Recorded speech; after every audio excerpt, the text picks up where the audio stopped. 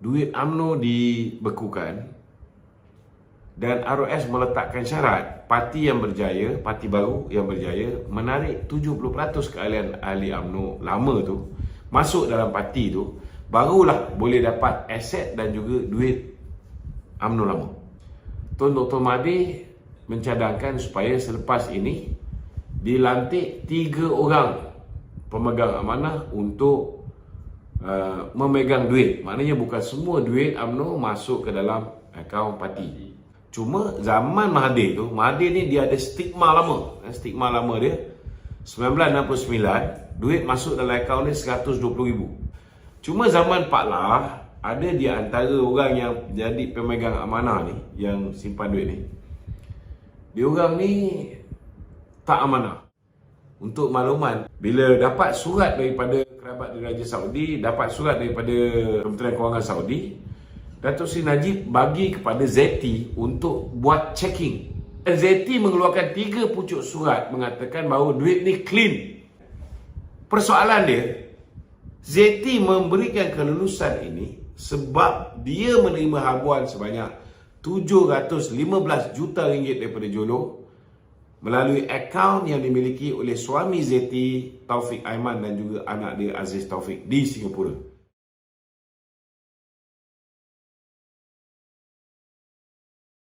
Itu soalan ni, soalan ramai masih mempersoalkan Datuk Seri Najib Razak di dalam 2 perkara kat sini. Kenapa? Yang pertama, macam mana duit masuk ke dalam akaun peribadi beliau? Okey, itu yang pertama. Dan yang kedua, kenapa Datuk Seri Najib Razak jawab beliau tidak tahu? Mungkin tu ada penjelasan.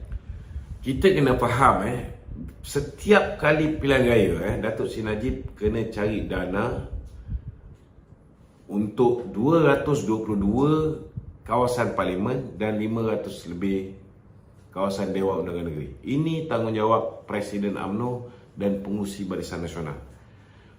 Termasuklah Sarawak pun kita kena carikan juga duit. Itu amalan biasa. Amalan biasa.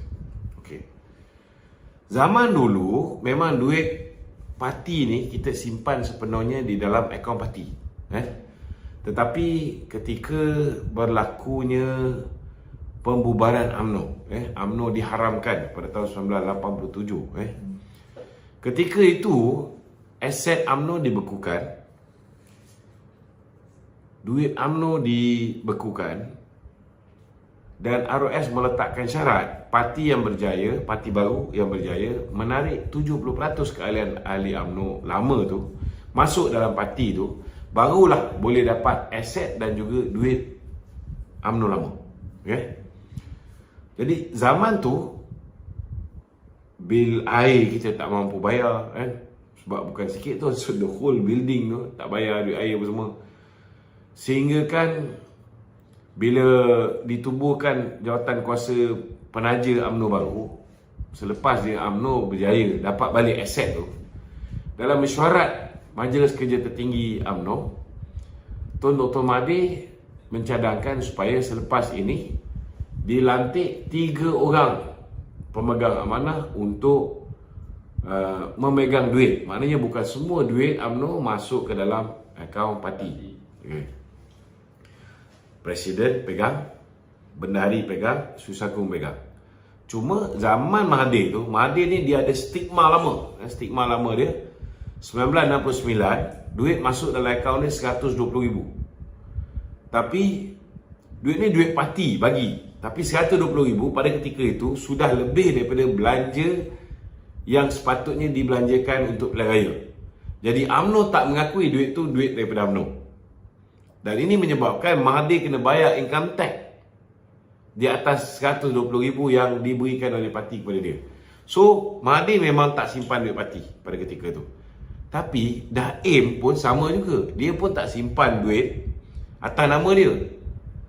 Dia pakai proxy pada ketika itu, antaranya Halim Saad, Tajuddin Ramli. Orang ni semua saya tengok dia orang ada akuan bersumpah, akuan apa ni, ada surat 50 juta dia orang simpan duit UMNO, dia orang simpan. Cuma zaman Pak Lah, ada di antara orang yang jadi pemegang amanah ni, yang simpan duit ni, dia orang ni tak amanah. Itu sebab tahun 2008 ni, kita punya bendera berbanding dengan PKR dan sebagainya. PKR naik bendera dulu, DAP naik bendera dulu, PAN naik bendera dulu, kita lambat keluar duit sebab ada yang lari. Ada yang lari yang menjadi pemegang amanah ni. Jadi zaman Dato' Najib, dia kembali kepada keputusan yang dibuat oleh Mahathir, Presiden jadi pemegang amanah, Bendahari dan Susa. Itu yang dia wujudkan akaun amanah, akaun amanah Presiden. Akaun amanah Presiden ni dipegang oleh Nik Faisal. Jadi contohnya duit CSR yang diberikan oleh syarikat-syarikat swasta dan sebagainya, ada yang masuk dalam akaun Kunan, ada yang masuk dalam akaun Saleh Syed Keruak, Bendahari UMNO ketika tu, ada yang masuk dalam akaun Dato' Seri Najib Tun Razak. Okey. Sepatutnya Nik Faisal dia tahu kalau betul lah duit ini duit daripada SRC International. Dia tahu Dato' Seri Najib terlibat dalam membuat keputusan memberikan pinjaman. Sepatutnya dia tak boleh masukkan duit itu ke dalam akaun ini. Dia lebih tahu, sebagai CEO dia lebih tahu. Tetapi dalam pertuduhan dan dalam bukti baru bercanggah. Dalam pertuduhan mengatakan duit ini duit daripada SRC International yang dipinjam daripada Co-op. Tetapi berdasarkan bukti baru yang diperolehi oleh pegawai Dato' Seri Najib, duit ini adalah duit yang Putra Perdana Development pinjam daripada Maybank. Yang mana Hakim Nazlan tahu tentang pinjaman tu sebab dia Head of Corporate and Legal Affairs Maybank pada ketika tu. Jadi kenapa masuk dalam akaun peribadi? Sebabnya Dato' Najib itu bukan akaun peribadi macam kita simpan duit dalam bank. Tidak. Dato' Seri Najib sebagai Presiden UMNO, dia ada akaun amanah yang dia jaga. Tapi bukan dia jaga. Nik Faisal yang jaga. Duit masuk ke dalam akaun tu. Bila perlu dibuat bayaran, contohnya untuk banner masjid, surau, anak yatim, orang asli dan sebagainya, Nik Faisal akan sediakan cek, Dato' Seri Najib sign saja. So Dato' Seri Najib tak akan tahu tentang transaksi ni. Bukti dia ialah ada satu ketika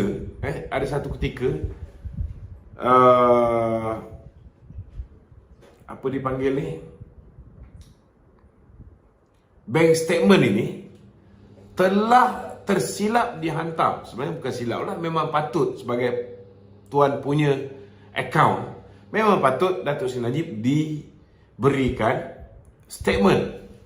So bila sampai statement tu kepada Dato' Seri Najib query, ini akaun apa pula ni? So benda ni menyebabkan Jolo marah Joanna. Joanna ialah pegawai Maybank. So bila task force menggeladah 1MDB dan sebagainya, bila mereka menyiasat kes 1MDB ni, transkrip daripada perbualan BBM, BlackBerry Messenger, di antara Joanna, Jolo dan juga Nik Faisal. Ini membuktikan bahawa 3 orang malaun ini melakukan transaksi tanpa pengetahuan Dato' Seri Najib. Ini apa yang berlaku. Jadi saya dah jawab 2 perkara. Pertama, kenapa masuk akaun peribadi, kenapa tak masuk akaun parti. Ini untuk kes SRC International. Okey. Kedua, macam mana Dato' Seri Najib boleh tak tahu? Okey. Akaun ni bukan dia yang jaga. Akaun ni dijaga oleh Nik Faisal. Dan ramai orang cakap, 42 juta ni. Takkan 42 juta Dato' Najib tak perasan? Untuk makluman, akaun ini, bila duit 681 juta ringgit, dia lebih kurang dalam 2,4